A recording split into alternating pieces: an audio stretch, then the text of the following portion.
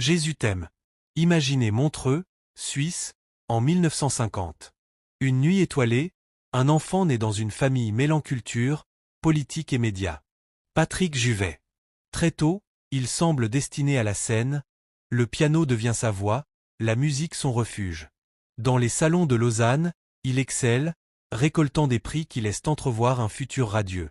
Mais le destin, joueur et imprévisible, le détourne. Düsseldorf, le mannequinat, les lumières froides de l'Europe allemande. Pourtant, dans le silence de ses chambres d'hôtel, ses doigts caressent toujours les touches du piano, composant les mélodies qui le mèneront au sommet. Paris, 1971. Le cœur battant, Patrick quitte tout, poursuivant ses rêves et son amour pour la musique. Les rues vibrent sous ses pas tandis qu'il conquiert producteur et journaliste, un sourire charmeur et une détermination farouche. Ses premiers singles séduisent, sa voix résonne, et bientôt, les discothèques s'enflamment avec I Love America et Où sont les femmes. Le Studio 54 devient son royaume, et les projecteurs illuminent ce jeune homme au maquillage glam rock et aux costumes scintillants. Les foules hurlent, mais derrière les paillettes, la solitude rôde. Les années passent, et avec elles viennent les batailles invisibles. L'alcool, la drogue, l'isolement à Barcelone, les regrets d'une chirurgie esthétique ratée. Chaque triomphe est teinté de douleur. Ses amours, de Jean-Michel Jarre à Pierre Palmade, s'écrivent comme des tragédies modernes, passion et désillusion mêlées. Dans ses mémoires, il avoue « J'avais 32 ans et je ne voulais pas mourir ».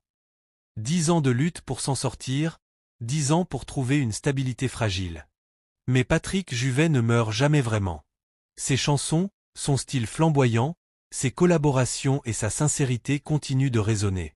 Dans le documentaire de 2022, Pierre Palmade évoque avec émotion cet ami perdu, ce mentor, cette légende qui a traversé la vie avec éclat et fragilité. Ces mots sont lourds de chagrin, c'est puissant quand l'un de tes idoles d'enfance devient ton meilleur ami, et maintenant qu'il est mort, ça semble tellement vide. La vie de Patrick Juvet est une symphonie dramatique, des notes d'or et de lumière, des accords de douleur et de solitude. Chaque mélodie, chaque mouvement raconte l'histoire d'un homme qui a touché des millions de vies tout en cherchant désespérément la sienne. Et même aujourd'hui, alors que les projecteurs s'éteignent, son héritage brille dans le cœur de ceux qui se souviennent de lui, éternel et insaisissable, un rêve disco suspendu dans le temps. Jésus t'aime. Barcelone, appartement lumineux et silencieux. Un homme seul regarde le monde à travers ses fenêtres, la vie défilant au loin comme un film dont il n'est plus l'acteur principal. Patrick Juvet, icône disco des années 1970, a connu la gloire, les foules en délire, les lumières aveuglantes, mais il a surtout connu la solitude et les combats intérieurs. Au cours de sa vie, il a aimé avec intensité. Florence Abouquet, romancière et productrice, fut la première à conquérir son cœur. Ce qui n'était qu'une rencontre anodine s'est transformé en histoire profonde.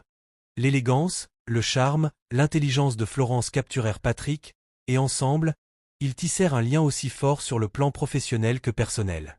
C'est grâce à elle qu'il rencontra Eddie Barclay, qui devint son partenaire musical, propulsant Juvet vers la scène française et internationale.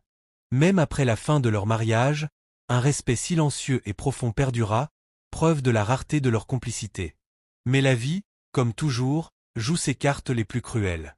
Le 1er avril 2021, Patrick Juvet est retrouvé mort dans son appartement à Barcelone. La nouvelle tombe comme un éclair. La crise cardiaque met fin à une existence marquée par le talent, la célébrité, mais aussi par les blessures invisibles. La perte de sa mère, de son frère, l'isolement, la solitude. Pourtant, dans les gestes les plus simples, il trouvait encore un éclat de lumière. Un appel à un ami, un rayon de soleil sur sa peau, un sourire fugace. La caméra s'attarde sur son piano, témoin de ses joies et de ses peines. Autrefois, toucher ses touches c'était comme saisir un trésor. Chaque note, chaque mélodie naissait comme par magie, devenant un succès planétaire. Maintenant, l'homme observe le silence. Sa vie contemplative, ses films à enchaîner le soir, sa musique en fond durant la journée, témoignent d'une quête constante de paix intérieure. Ni femme, ni chien, ni chat, et pourtant riche de souvenirs et de mélodies qui traverseront les âges. Patrick Juvet n'était pas seulement une star disco. Il était un funambule, oscillant entre l'exubérance des projecteurs et l'intimité de ses réflexions.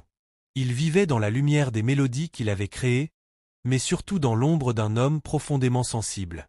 Dans chaque note, chaque chanson, chaque silence, il laissait son empreinte, fragile mais indélébile. La caméra s'éloigne, laissant derrière elle un artiste dont l'histoire continue de vibrer dans les cœurs, éternelle et poignante. Il faut donner ta vie à Jésus. La caméra s'ouvre sur un appartement baigné de lumière à Barcelone.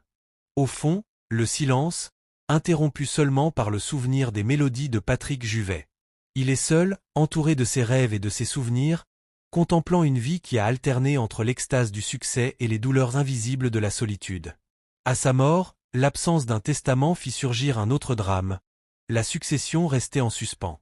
Aucun héritier clairement identifié. Son agent Yanidou se souvint des hésitations de Juvet, qui changeait d'avis chaque jour, désignant différents bénéficiaires selon son humeur. Les démarches légales, inhabituelles mais nécessaires, finirent par placer sa sœur et sa nièce au centre de l'héritage. Elles veillèrent à sa crémation en Espagne et à ses funérailles en Suisse, rendant hommage à l'homme derrière la légende. Pour ses fans, une lueur de réconfort subsiste.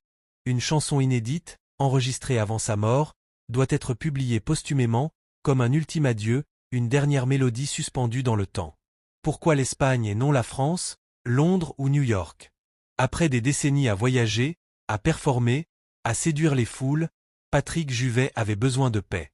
Une mauvaise expérience lors d'une tournée espagnole l'avait éloigné de ce pays, mais le destin le ramena. Un proche malade nécessitait sa présence, et là, il découvrit un autre visage de l'Espagne, doux et accueillant. Barcelone devint sa retraite, un lieu où il pouvait enfin respirer. Les tapas, le flamenco, les plages et le rythme lent de la vie furent une mélodie silencieuse pour son cœur tourmenté. Ses amis racontent un homme accablé par le succès passé, parfois étouffé par ses propres chansons, mais résolument humain. Dans l'intimité de son appartement, loin des projecteurs, Patrick Juvet trouva un espace pour contempler, pour rêver, pour être. La caméra recule, et nous laisse face à un homme complexe, fragile mais éternellement brillant dans sa musique. Patrick Juvet, de ses débuts en Suisse à son refuge espagnol, nous rappelle que la vie d'une icône est bien plus que ses triomphes. Elle est faite de solitude, de lutte, d'amour, de perte et au final, d'humanité.